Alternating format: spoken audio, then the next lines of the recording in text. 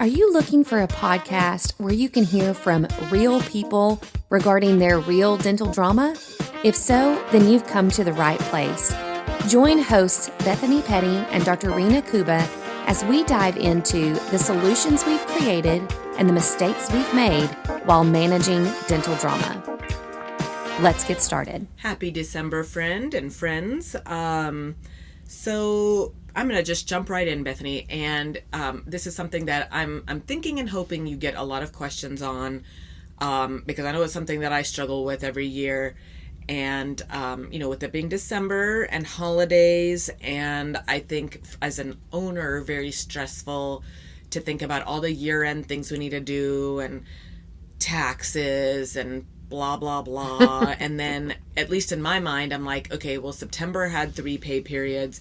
Doesn't November have 3? Something. There's something where there's more pay periods. Yeah, I think it's maybe October. Something like that. And then there's people want to be out and use their PTO. And what days are we going to be open? And now are we the bad guy for wanting to open on Christmas Eve? And what do we gift our staff? And are we doing a holiday party? And then, in my mind at least, we do the holiday pay for Black Friday, for the 24th, and for the 1st. Mm-hmm. So it's just a very expensive time of the year to have, and of course coming off of like September, October, where things are typically slower in an office, and you hope you've ramped up enough to cover all of these costs. It's just super stressful. Yeah. Like, as if the holidays aren't stressful enough on a personal side, and then the office is stressful enough because people are trying to use their benefits, and then you've got patients that are mad because they can't get in, and then it's just chaos. S show. Yeah. Let's say a gong show. That's always one of my favorite phrases. So my question to you is, as far as, obviously we can't dive into all of the above of what I just said, but where I want to kind of focus and get your feedback and thoughts on are the team and gifting. And because I know this is something that I always struggle with every year, going, what am I gifting? We've got several new people on the team. The veterans, are they going to be upset? So I just how to navigate all of this, huh? Yes. Yeah. So I'm not sure that I'm phrasing the question right, but I think you know what I'm talking about here. So take it away. Well, I do know what you're talking about because it is a very common question this time of year. I feel like every client is reaching out to me thinking, okay, how much should I gift? What should I do? Should I do cash? Should I do a gift card? Should I do anything? Because it's been a tough September, October. So I think you're asking a question that a lot of my clients are asking right now. So I would say, let's start with you as an example. Because I think there's kind of 2 different ways I look at this end of year kind of gifting type thing or bonus, which is a doctor doing something throughout the year, or are we kind of just status quo? We're kind of just paychecks all throughout the year, and then we haven't done anything. We haven't done a team building, or we haven't done any type of bonus throughout the year. To me, those are 2 different scenarios.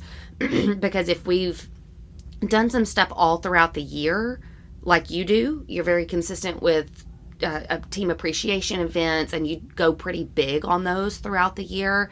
That, to me, the way that I would encourage you in the month of December is different than the way that I would encourage somebody that hasn't really done anything throughout the year. Does that make sense? So I don't maybe necessarily have to go as big. Correct.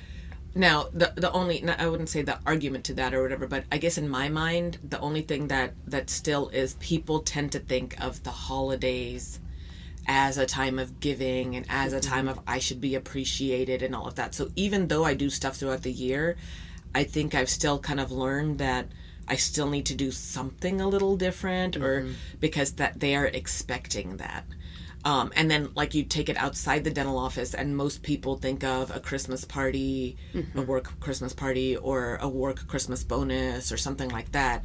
And so years where I've been tempted not to do something because I did do something big, say after the end of summer, the team forgets all of that. And so it's like, did you leave a bad taste in somebody's mouth not doing what they were expecting? So to me then, where I've kind of come around with that is going, okay, maybe I'm not maybe the dollar amount is not that much, but I better do something that feels good to the team. And so, again, that depends on your team's culture and what, how all of that goes. But for me, it better be pretty emotion feeling. I made you feel important. I made you feel good. I agree completely. To me, to kind of skip over this or to not give it enough of a feeling or enough attention to it, I do think we miss an opportunity, because our emotions are high at this time of year, and I think staff members anticipate some type of celebration or some type of notice in that month of usually in the month of December. So I would say we would miss an opportunity if we didn't do something that made them feel seen and noticed and appreciated. And especially we're coming right off of the heels of Thanksgiving as well. So this whole November, December to me is it's an opportunity for practice owners. So where, like, if you're an office you don't really do much of anything, like something that I think would be relatively cost effective yet kind of bang for your buck, if you're not one who usually does something and you're one who's like pedal to the metal, we don't take time off of our patient care time. Mm-hmm. Well, at least to me, and I guess this is maybe in a pedo practice, but general, I suppose, is different. I suppose it's different based on maybe general, y'all are busier in December because people are trying to use benefits. For us, we are busy, but not till the last 2 weeks. Mm-hmm. And then it's another gong show, right? But like the beginning 2 weeks of December, it's like we are picking our noses. There's nothing going on in our offices. So to me, that's the time where I'm like, okay, let's take advantage of that. So if you're an office who doesn't do anything ever, then maybe that's where you're taking the afternoon, or you're taking a lunch from like 10:30 to 1:30, and maybe even bringing in lunch, catering in Chick-fil-A, and you've got the salad and the mac and cheese and the nuggets and lemonade and tea. Like if your team's not used to getting anything, they're going to feel very seen. Yes. And knowing that, that the doctor's taking time to slow things down and do that. And maybe throwing in a Secret Santa or a white elephant gift exchange, or, something that is feely, yeah. I think is important there. I think that's really important. And again, I love that you're pointing out that something you can pay attention to your team in this month in a way that's not super costly to you. I mean, a Chick-fil-A lunch, if you go all out and order, all the stuff, the mac and cheese and the lemonade and the sweet brownies. Tea. Yeah. I mean, even that is not going to be a huge, substantial investment, but I think the team is going to appreciate it. And if you block off an extended lunch, yes, that may cost you an hour of production, but at the end of the day, it's a relatively low-cost event that can still be made to feel very festive, especially if we add in something like a Secret Santa where the team picks their person and you've got a little gift exchange that happens. That cost you nothing. That was just you organizing an event where the team gets to be involved. I've got one client that does the 12 days of Christmas. And so for 12 business days, she has a little gift for each employee. So every day it's something small. I love that. And that's so cute. And it's not, these are not huge, expensive things, but they have that to look for. It's a tradition in her office. Every year, it's the 12 days of Christmas. Like you, she starts at the beginning of December. And then for essentially 2.5 weeks, she's got a little gift for every staff member. So again, not super expensive. It's just something that the team gets to look forward to. It takes some planning. It takes some preparation. I feel like that's the hardest part of all of this, is putting your mind together on how can I make this something that's special or memorable or fun for the team. To me, that's the hardest part and costs nothing. It's then the execution of it that, can be a little bit cumbersome at times. So I would say when we're heading into this month I can't believe we're here already, but December, we're heading into December. You got to think fast at this point. You've been thinking on your Christmas celebration or your holiday celebration for months. 12 months. Yeah. after the one for the year before, I'm like, what am I doing next year? So, but again, I mean, you're saying that's the most cumbersome part. I love that part. Yeah. Like my personality, I'm like, ooh, what can we do that's unique and fun and odd? And so I love stuff like that. I love going and so to find these like little gifts or unique little things.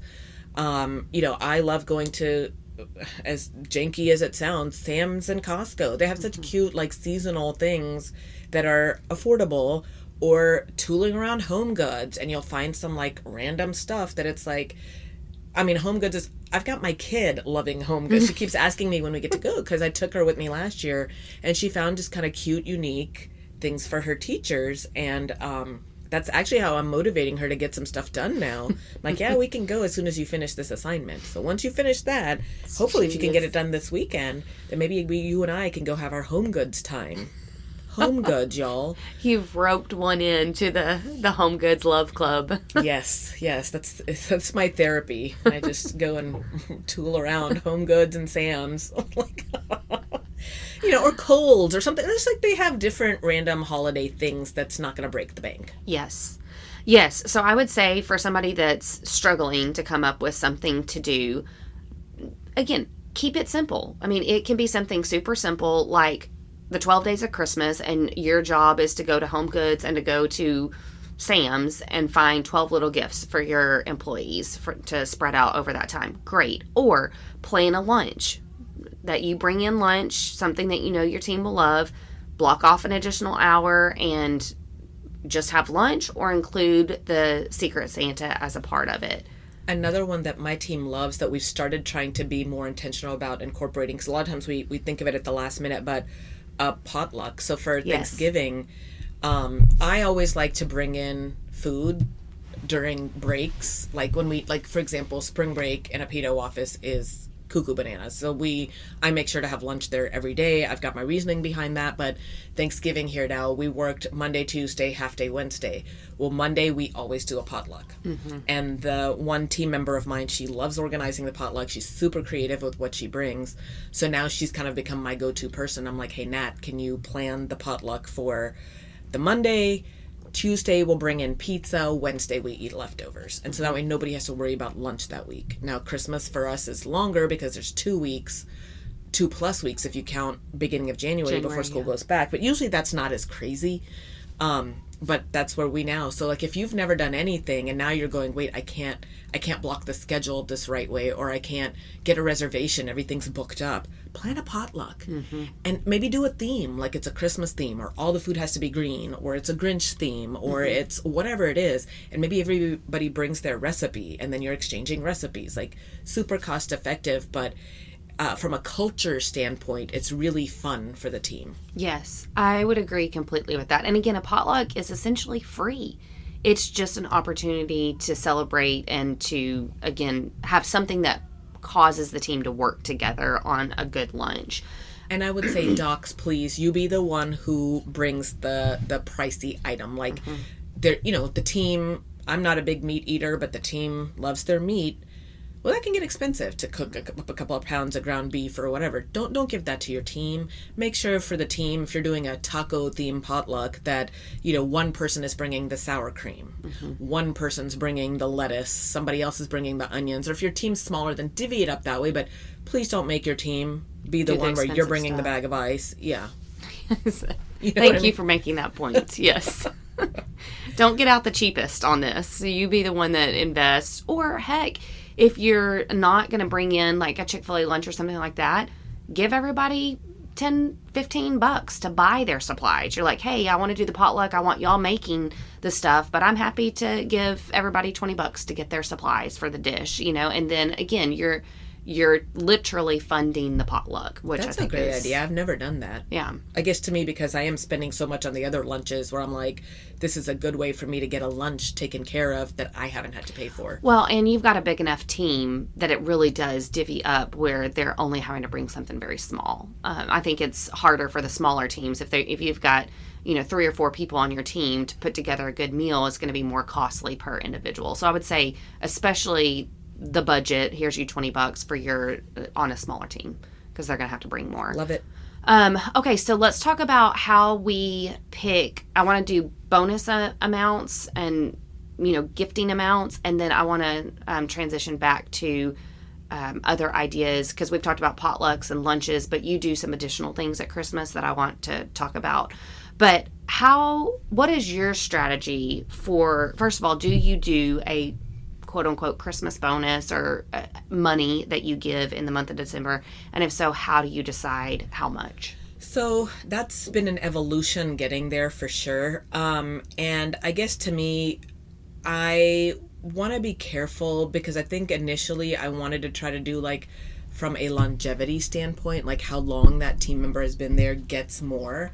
But then I'm like, but how much more? And where do you cap out? And I think that goes back to, do you have other perks in the office? And so for me, one, you're getting compensated more because you've been there. The argument could be, well, I get compensated more because I work more and I bring all this experience or whatever. So anyway, you could go back and forth on all of that. So for me, finally, what I've decided is my cap has been for the last several years, $300. So that way they know not to expect more than that. The people that have been there the longest have only gotten $300, which may not be that much from another office perspective going, oh, that's all you give your team members. But yeah, but it's because I'm doing so much more the rest of the year. Mm-hmm. That's the important takeaway that I want to kind of put an asterisk on, that is $300 for you is a lot, because throughout the year, you spend that, if not more, I would say, on almost every event. And again, you've got one in February, you've got one in April, you've got one in end of school year, September. The only time I give money like that, though, is at the end of summer. I'll usually do a gift, and that cap is $300. But in Christmas, like, I guess because I just wanted to make sure that the expectations are set very clearly, because I don't want to go crazy one year and then not be able to do it the next year, and then people be disappointed at the time where I'm trying to enhance this feely thing going on. So, for example, can I just tell what I'm doing this year? Yeah, I would love that. And we're doing it tomorrow, so this will drop tomorrow. So hopefully... no team members are listening. Yeah, nobody's listening. I don't think they listen. I hope not. But I'm in Dallas area, and if you ask me where I came up with this, God only knows. Like, my brain thinks of a lot of crazy things, and so I couldn't begin to tell you this. But I got a bus that I told everybody to meet at the office. They don't know where we're going still. I finally just told them on Friday that you will be boarding a bus. And so we're supposed to meet at the office at 7 a.m., board the bus, and take off. And we're driving down to Waco, Texas, which is about an hour and a half-ish. It'll depend on traffic, I suppose. And so in the car then, like today I'm going to run to Sam's and get bagels and whatever else so we can eat a breakfast in the car. I've told them and said, we're not getting brunch until 10:30. So if you're a big breakfast eater, you need to bring your own. And so, anyway, we're going to get to Waco. Waco is where Joanna and Chip Gaines and the whole Magnolia thing has really kind of become to be like Waco, synonymous with Waco. I've never been down there, but I hear it's really great for, apparently there's a clothing section and a house goods section and a decor section, and apparently like a stationery store, and then apparently the restaurant's really good. So anyway, I did some open table bookings. I couldn't get a hold of anybody. Maybe there was a way and I just couldn't find it. But anyway, back in like July, I booked these tables because apparently it's really hard to eat there, and breakfast is really good and lunch is really good. So I was like, well, if the bus gets us there around 10:30, there we go. There's brunch. I don't have to pay for both. And we just get some, Sam's bagels in the car. And then on the way there, we're going to do Secret Santa. So the bus ride there should be just enough time and get everybody in the spirit and do all of that. And then I've got I ordered from Oriental Trading these kind of stocking bags that cost me, $1. But they're kind of cute and odd and unique. And then I used a marker to write everybody's name on their stocking. And the stocking has, it ended up being, I didn't mean for it to be this, but it's ending up being a Peanuts, like a Snoopy theme. Yes. And where that came from, about a month ago, I was in Sam's and I found these like Snoopy light up sweatshirts. Oh. And so I got one for me and my sisters. We like to have matching Christmas themed things at Christmas time. And then I got home and I was like, this is so darn cute. Like, how cute would this be? Like, I could see people in the office liking this. And then I was like, wait a minute. What if we all had one and we're all tooling around Waco in our light up peanut sweatshirt? Like, it generates a buzz. People know we're part of a group. We want to take pictures. So I went back to Sam's and I bought everybody a sweatshirt. So then I ended up getting a Christmas card that's also Peanuts themed funny enough, a design that kind of matches the sweatshirt, just happened to find that online, got cash. So the people that have been there longer are getting the $300. I think, what did we decide? If you've been there 3+ years, you're getting 300. Yeah. 2 to 3 years, you're getting 200. 90 days on to the 2 years, you're getting 100. Yeah. And if you just started, you're getting $50, which I think is frankly quite generous. If you've only been there for a month, you're getting to go, you're getting your sweatshirt, you're getting a breakfast, you're getting an experience. Yes. But whether they see it that way or not, I don't know. So... But again, I think the same way on new employees. I just feel like there's got to be a benefit to being on the team longer. And so when the new person on the team gets just as much or close to as much as everybody else, to me, it doesn't feel fair to our long-term people. And if I've been there, 90 days, I would not expect a gift at all. Now, again, that I wouldn't. Who's to say that somebody else wouldn't? But I feel like $50 and this whole experience, it could have just been the whole experience and nothing else. No cash, right? Because that still would have been a good enough celebration of your team, because all of that together is going to be quite costly to you. So the fact that they also get cash on top of that, I feel like is pretty generous. Now, that's normal for your team. That's what they expect. You do something kind of big every year at Christmas time. And so I think they've come to expect that. But I like that for you, you've set a very clear ceiling. Like, you never go past that ceiling of $300. Now, the event changes every year. It's something different that you plan, which I think makes it exciting. Which, of course, has only been happening for the last 3 or 4 years. Because before that, our go-to was lunch at Benihana. We left Friday. We went and had lunch at Benihana. We did our gift exchange, and I gave a gift. So, what and how, I think it was pandemic-ish kind of stuff where it's like we couldn't go to Benihana. And so what would that be, 2019 and on? 2020. So the last couple of years. Yeah. Because 2020 was the year we couldn't get into Benihana. So 2019 was your last year at Benihana. Yeah, probably. Yeah. So, these last 3 years, it's been something different. But I do think that's one of the things I would recommend is the cash should change based on longevity. The only asterisk I'll throw in there is that can sometimes be hard on a very small team where you've got, 3 employees and the 2 people that have been with you forever get, $300, or if you don't do anything throughout the year or minimal things, they're getting $500 and $600 and the new person gets $50. That can be a little bit like, oh, there's such a big discrepancy there. But on your team, it's a big team, first of all. And I think you've got, because you do so much throughout the year, it's $300 or less. And so there's not as much of a big discrepancy there. You do cash for yours? It depends every year. This year we decided cash. Okay. You get into the whole tax implication side of it, and I pretend like all that doesn't exist. I just do what I want to do, and somebody will tell me if that is wrong. So maybe we may need to delete this part of this podcast. But. No, I will say it's a question I get all the time. Like, can I do gift cards? Can I do cash? Because that is so much cleaner and easier to give, and it's a fixed amount. Like, I intend to give this person $300. I don't want to have to figure out through payroll what does it need to be $372 to make it $300 even. It gets weird through payroll. However, it is what you're supposed to do is through payroll, but I will say that very few people choose to do that. They often do a gift card or cash, and they just are kind of like, let's look the other way. I know there's strategies to that. Like, I see, like, Kane Waters puts out a email, Masus Womble puts out an email of, hey, tax season's coming, like, have you thought about this or whatever? And I hit delete on all of those. Don't even open them. Don't want to know. I'd rather keep my head in the sand and ignore. I again, for any Seinfeld person out there, I think about Kramer where he says something like, oh, it's a write-off. And Jerry goes, do you even know what a write-off is?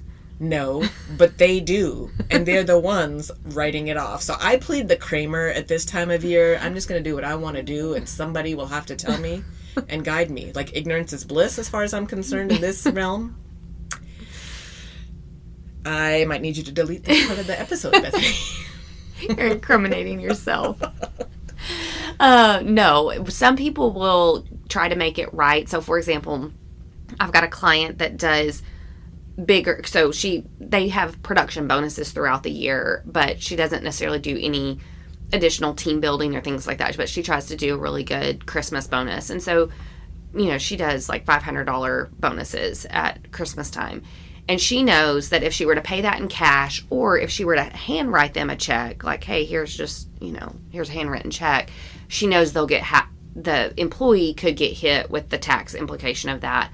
So she runs hers through payroll, but she has her CPA tell her, like, what amount do I need to make it so that they get the $500 or $550, and then he makes it all right. Which, so I've done that before too, and I don't think that's a bad strategy. Well, I've not done that. I think for me, either I give the $500 in a different way, not through payroll, or sometimes I let the bonus get hit with taxes. Mm-hmm. Like, the business gets hit with taxes, and that's life. And y'all seem to think that we make all this money and that there's no expenses, and that is not true. Yeah. So if you think that I'm taking home all this money from this surgery case, no, I get taxed just like you do. Yeah. So this is your bonus. Well, that sucks, but that's life. So I don't think it's a bad thing sometimes. Now, I get it, like from our side where we're going, but I really wanted her to have $200. But I have at times just done it through payroll just because I want them to see, like, that's life. Mm-hmm. Yeah, exactly. And again, you do so much throughout the year that I feel like that's a small takeaway from that, is that the taxes are not going to be much. If you were to run the $300 through payroll, for example, that's not going to be a ton on that employee, and they're still going to come out with $270 extra. I mean, that's awesome. And I think you've got the luxury of doing that because you invest a lot throughout the year. I have one person that got a big handwritten bonus and a handwritten check bonus, and ended up, the office realized afterwards, oh shoot, we should have taken out taxes on that. This was months later. They're trying to shore up all year end stuff, and so then the employee got hit months later with, oh, you owe $300 on that $1,000 or whatever it was. So anyway, be mindful of stuff like that. You don't want to put your employee in a position where they're getting hit on something that was supposed to be a good thing. Yeah. So you do cash. Again, that's just a nugget, a takeaway. I think a lot of people did cash this year. Okay. Yeah. Cash, gift cards, you can do those as well. Just make sure to let your CPA know that, hey, just so you know, I've got 5 employees and I'm giving each of them $300. They'll get it all, like you said, let them shore it up with what needs to be done from a tax standpoint to make sure you're good to go on that. But you can do gift cards to your CPA. Will likely tell you, don't do gift cards. I'd rather you do it through payroll. But gift cards are very normal this time of year. Again, just run it past your CPA and they'll tell you how to make it all right. Chris, if you're listening, Maslu Swample, just tune out for a minute. If you start getting a lot of phone calls and emails, you'll know why. Because my strategy is I do what I want to do. And I'm like, well, he watches the bank statements. Like, he'll figure it out. We love you, Sorry, Chris. Thank you for watching. So that's your amount. You do a max, you kind of cap it at 300, and then you go down from there based on longevity. You do cash sometimes, you do gift cards. Yeah. It just kind of depends on the event. I know I've got some clients that will take their team to a mall and give them like a, $200 mall gift card, and you've got to go spend it on yourself. You got an hour to spend it on yourself, and then they end That's with what we did last year. Mm-hmm. So, yeah. So I think anything like that, again, I think it's great. Now, this is where I would say, if an office doesn't have a good bonus program or there's not team building throughout the year, to your point, I think a team comes to this time of year as harsh as it sounds, expecting something. So I think if we were to come to, a nice lunch, oh, great, we've ordered in a really good lunch, and here's you $100. Again, I know $100 is a lot of money right now, but I think you run the risk of employees potentially being disappointed. If we've done nothing throughout the whole year and now we've got a Chick-fil-A lunch and $100, that's going to feel maybe a little cheap. So see, and I almost disagree, because if you've done nothing all year and now you're finally showing some recognition,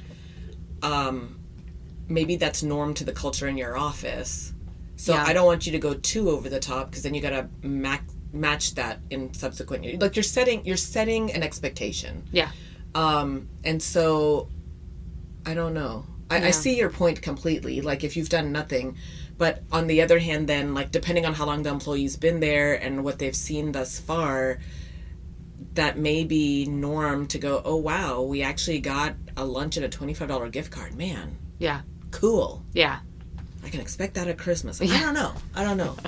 Well, and I would say if this podcast is what like motivates you to do something, then if you're going to go with, a $50 or $100 gift card or something like that, then go ahead and start next year doing some additional things. Like if we're going to kind of keep it on that low end, then I would say do something in spring, do something in summer. And again, you can kind of keep that same budget. If you want to stick with a lunch and a $50 gift card, great. Let that be your theme. But I would say it's a low enough wow factor that we're going to need a few more of those throughout the year.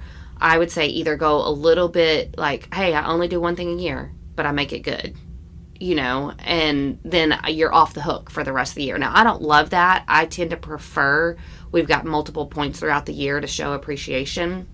And even if that's only 2, in spring and in fall, we go out to lunch together and I buy you lunch. Great. That's fantastic. I would still say do something from a financial gift standpoint, because like you were saying, this time of year is expensive. It's expensive for business owners. It's expensive for everyday workers as well. There's a lot of additional cost.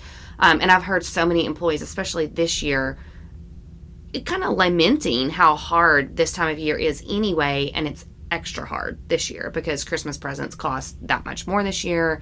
There's less money in the bank because of how this year has gone. And so I would encourage all practice owners that if you've got some to gift, and again, I know funds are tight for everybody, I would say use this time of year to be generous. I don't think that token of appreciation for your team will go unnoticed or unappreciated. I think it will be, especially this year, I think it will be very much appreciated. So I think that's where two things here from what you just said. One, I think for me, I start going, then maybe instead of spending money on a bus and on breakfast, should I have just given it as cash and just been like, here you go, especially this year, because I'm still just as tough as the year's been and how inflation and blah, blah, blah.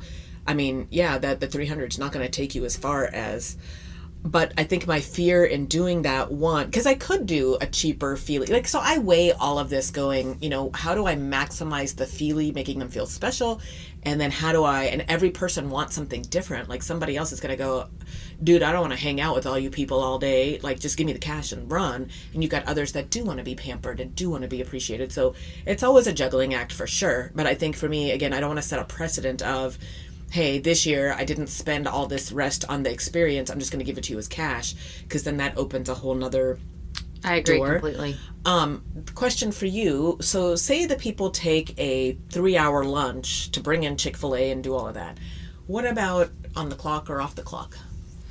Do you get that question asked? All the time. Okay. All the time. So for me, team building should always be off the clock. The problem becomes when we take a production day, a day that people would normally be clocked in, and say, sorry, you can't get those hours. So, hey, we're going to go, spend the day at the mall, and it's on a Friday where we normally always work. But now I'm saying you've got to go spend the day at the mall, and I'm going to give you $150 to spend. Technically, you would have made $150 if you were on the clock. So they've come out net either net equal or net negative even. So that's where I say you've got to weigh that very carefully. If you're going to have them be off the clock for an event, either try to plan it where maybe they're only missing an hour of work. Like, we normally work Friday. We're going to close the office an hour early and we're going to go to the mall. And then they're coming out positive, right? Because they're getting $150 at the mall and they're only missing an hour or an hour and a half of work. So I think I'm fine with that. But to close a good bit of the day to go out and do team building and you don't get paid for that, and this was a regular work day, I get a little bit uncomfortable with that because we don't want the gift to become a negative. We don't want them to ultimately think, well, I would have much rather, I need the money. I need to work. I would have much rather stayed at work than to go play. And that is a sour situation for everybody then, because then the doctor, as the doctor are going, are you kidding me? I took all this time, effort, energy. I gave you money. You guys piss and moan about everything. Like, can't win. But from the staff, it's very stressful to, especially this time of year, to not get that hourly pay. So I think for me, it took me a minute to realize it from their viewpoint early on. And so I just want to make sure that we're making sure to pay attention to that as well.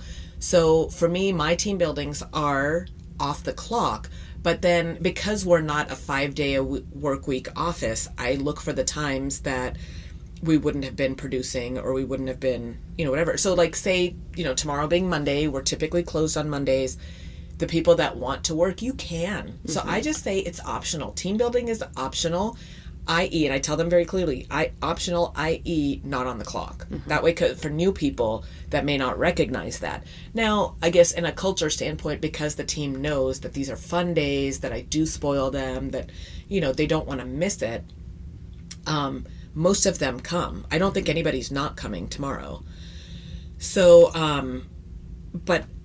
so it does end up being a bonus. Now, if somebody does work on Mondays, that was their day that they come in and they stock and do whatever, well, then you have the choice of not coming to team building, or then maybe you have time to plan ahead to say, well, then I'm going to stay a couple of hours on Friday to stock, and they get permission to do that or whatever it is. So that's how I've learned to, I guess the takeaway is make sure to think about that too, because we can get our feelings hurt if we don't get fully appreciated.